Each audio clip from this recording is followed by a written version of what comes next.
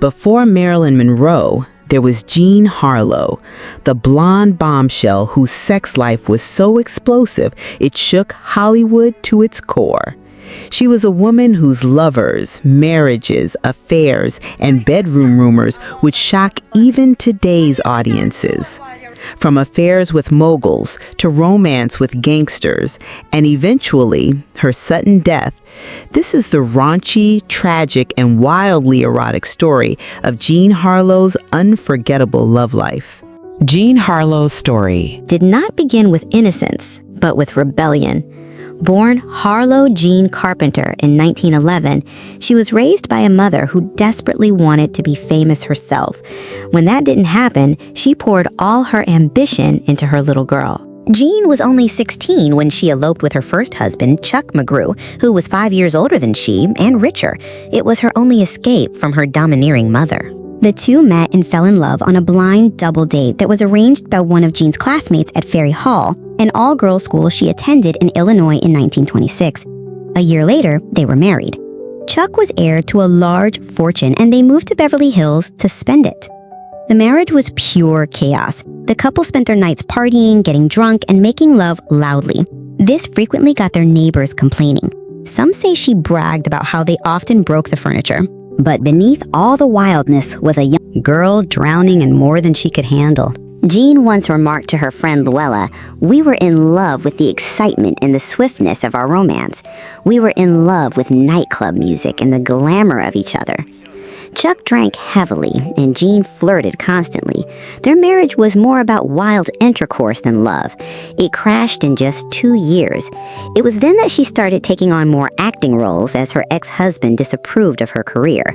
He believed Jean was forced into it by her mother. Jean finally had her first major film appearance in 1930 in a movie titled Hell's Angels. It was during the filming that she met her next husband, MGM executive Paul Byrne. Playing the free-spirited Helen, the woman who comes between Monty and Roy, Jean glowed with sexual desire and yearning all through the movie. Hell's Angels made her an international star, but the critics disagreed. The New Yorker described her performance as plain awful, while another magazine made condescending remarks about her body, saying it doesn't matter what degree of talent she possesses. Nobody ever starved possessing what she's got. Paul Byrne and Jean didn't start dating immediately. After filming Hell Angels, the Caddo Company found out they no longer had a project for their only female star. Knowing the public wanted more of the film's blonde seductress, Howard decided he would let other studios borrow her for sleazy pictures. Jean Harlow didn't just attract movie stars, she rolled with gangsters too. For a hot second, she was tangled up with Abner Longies Moomin, one of the slickest mobsters of the era.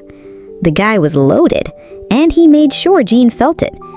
He gifted her a red Cadillac and a bracelet dripping in jewels. But that wasn't all. He also slipped a fat wad of cash to studio boss Harry Cohn to get her a 2-picture deal at Columbia. It looked like a sweet setup, until the charm wore off.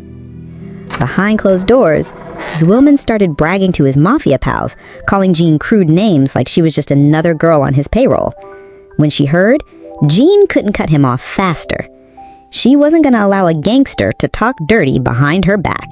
On July 2, 1932, Jean shocked Hollywood by marrying Paul. The reason why this was such a shocker was that some rumors had started spreading that he was gay, while others said he couldn't perform in bed. Another reason why the marriage raised eyebrows was that Byrne acted like a mentor rather than a lover. He was obsessed with molding Jean's bad girl image for the screens. He loved her, but he also tried to control her. When Jean started pulling away, Paul turned possessive. Just 2 months after their wedding, he was dead from a gunshot to the head. At the scene, police found a chilling note. "Dearest, dear, unfortunately, this is the only way to make good the frightful wrong I have done you and to wipe out my abject humiliation. I love you, Paul. You understand that last night was only a comedy."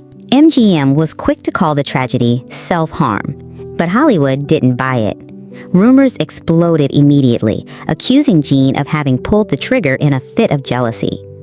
While several people pointed fingers at Byrne's unstable ex-wife, Dorothy Millette, a woman he'd secretly supported for years, even while married to Jean.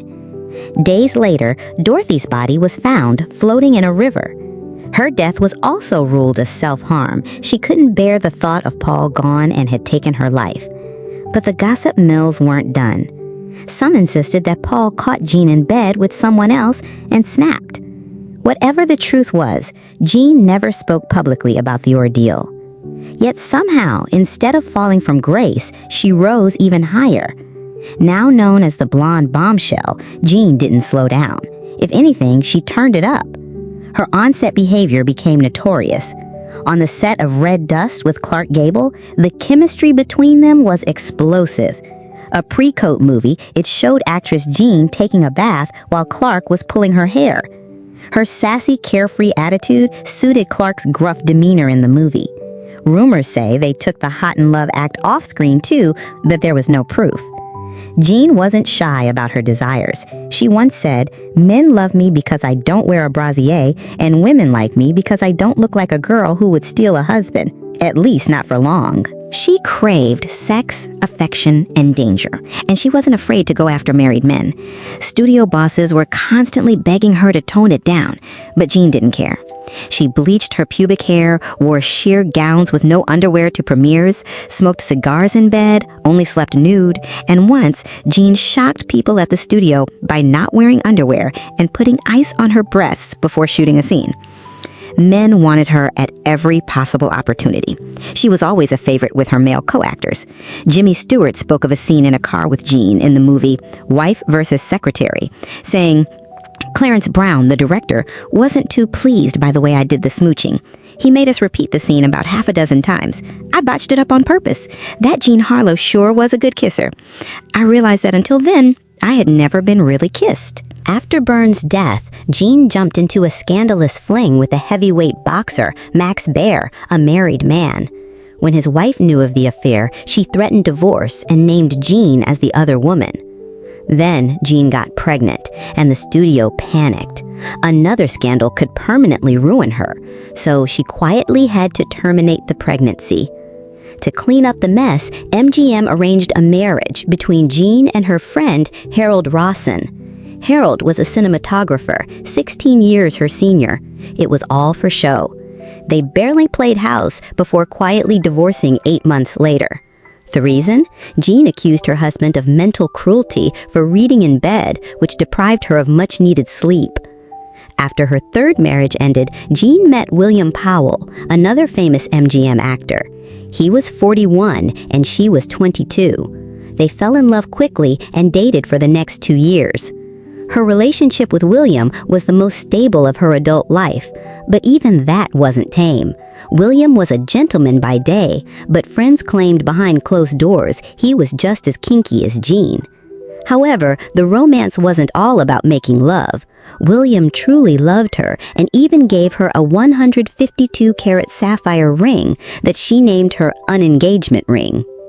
Once again, Jean's image almost got ruined when she got pregnant and William refused to marry her. MGM swung into action once again. Howard Strickling, head of publicity, checked her into a hospital under a fake name, and she had her second abortion.